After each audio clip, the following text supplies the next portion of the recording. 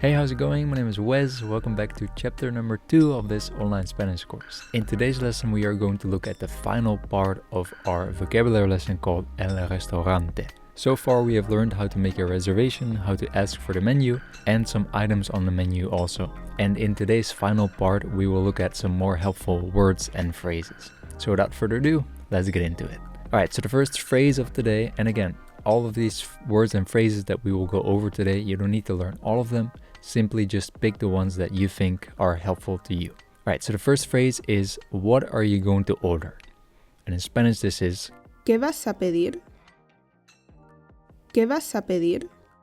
so you could ask this to the people that you're in a restaurant with, or if someone asks this question to you, then you can simply answer by saying, I am going to order, which in Spanish is, Voy a pedir.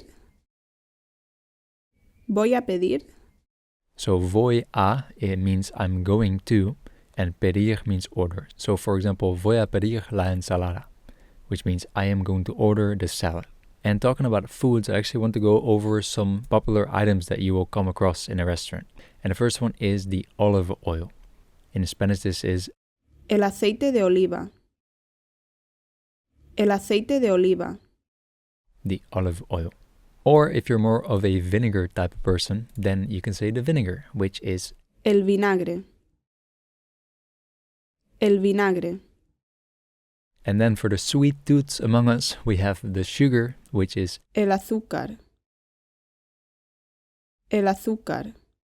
and then we also of course have the salt, which is La sal. La sal. so it's pretty similar to English. And then if we have the salt, we also need the pepper, La pimienta. La pimienta. and la pimienta is a type of pepper that you put on top of your dish. So not an actual pepper like a bell pepper, for example. That actually has another word which we'll get to in the next lesson. So la pimienta, the pepper. Then the ice cubes in Spanish is Los cubitos de hielo. Los cubitos de hielo. and hielo is without the H. It's a soft H. So los cubitos de hielo, the ice cubes. Los cubitos is the cubes and hielo is ice. Then when we talk about food and we want to say the food is hot, we say la comida está caliente. Caliente. And in English, you can say the weather is hot or the food is hot. It means the same thing. However, in Spanish, there's different words for that. So when we talk about food, we use the word caliente. When we want to say, for example, that the weather is hot, then we use a different word. We use the word calor. So not caliente, but calor. For food, we use the word caliente. Caliente. Now in English, you can also say that the food is hot when you talk about spicy, for example. Like, for example, this curry is very hot. In Spanish, we use the word picante to say that something is spicy. Picante. Picante. So if you want to ask, for example, is it spicy? You can say, ¿Es picante? ¿Es picante? is it spicy? And then, of course, now that we say hot and spicy in Spanish, we also want to know how to say cold in Spanish. And the word for cold is Frío. Frío. so caliente and frío, hot and cold. And make sure to write that accent on the I in frío. Alright, so then the next word is the steak. Now, we have already talked about different types of meat or chicken or fish, but I also wanted to include specifically the steak because that's something you will often see in a restaurant. So the steak in Spanish has two different names by which you can call it. You can say El filete. El filete. or El bistec. El bistec. and el filete can also mean the filet. So for example, el filete de pollo means the chicken filet. But usually when you see el filete on a menu, and it doesn't say el filete de pollo, for example, then usually it means the steak, like cow meat. So el filete or el bistec, the steak.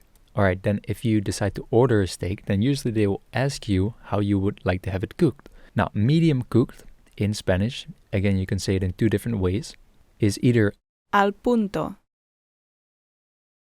Al punto. or Término medio. Término medio. Or if you want to have it well done, you can say either Bien hecho. Bien hecho. or. Bien asado. Bien asado. Alright, so now you're in a restaurant, you ordered your meal, and the waiter comes with your dish. And most likely, the waiter will say something like, Que aproveche. Que aproveche. or Buen provecho. Buen provecho. which both mean enjoy your meal. So you can also use this to wish other people a good meal. Alright, so then you're eating, and hopefully what you have chosen is very delicious, and the word for delicious in Spanish is Delicioso. Delicioso. or if you're talking about a food that is feminine, then you can say deliciosa. Deliciosa. Deliciosa. So for example, if you're talking about the salad, which is la ensalada, so it's a feminine word, then you say deliciosa. So for example, la ensalada está deliciosa. The salad is delicious. And if at the end of your meal you want to tell the waiter that it was delicious, you can say Estaba deliciosa. Estaba deliciosa. and here we use deliciosa with an A because we are talking about la comida, the food. And la comida is obviously a feminine noun, so we use deliciosa. But if you would want to say the chicken was delicious, then you can say el pollo estaba delicioso, because now the chicken is masculine. Alright, so then actually another way of saying it was delicious is Estaba muy rico. Estaba muy rico. which means something along the lines of it was very tasty. This is actually a very common expression, like muy rico. You will hear that a lot, especially when you're traveling or living in Latin America, for example. It's a very common phrase there. Alright, so now you went to the restaurant, you made your order, you've enjoyed your food, which was delicioso. So now it's time to ask for the bill and to pay.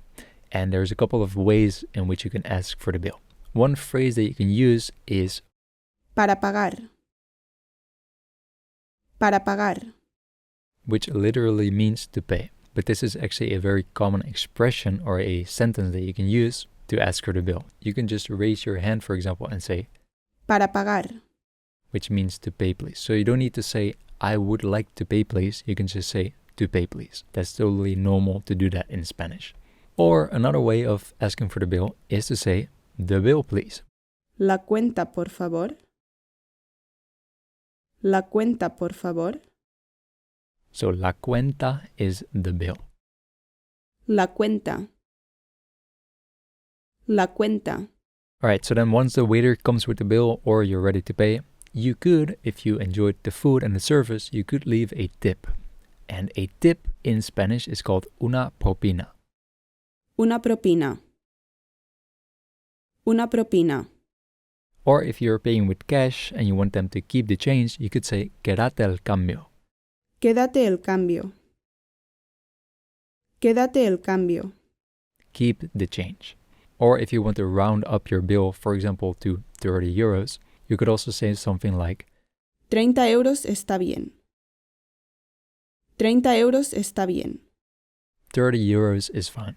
And notice how I'm pronouncing euros here. I'm not saying euros, but I'm saying euros. And that is because in Spanish, all the letters always only have one way of pronouncing them. So here, euros becomes euros. So 30 euros está bien.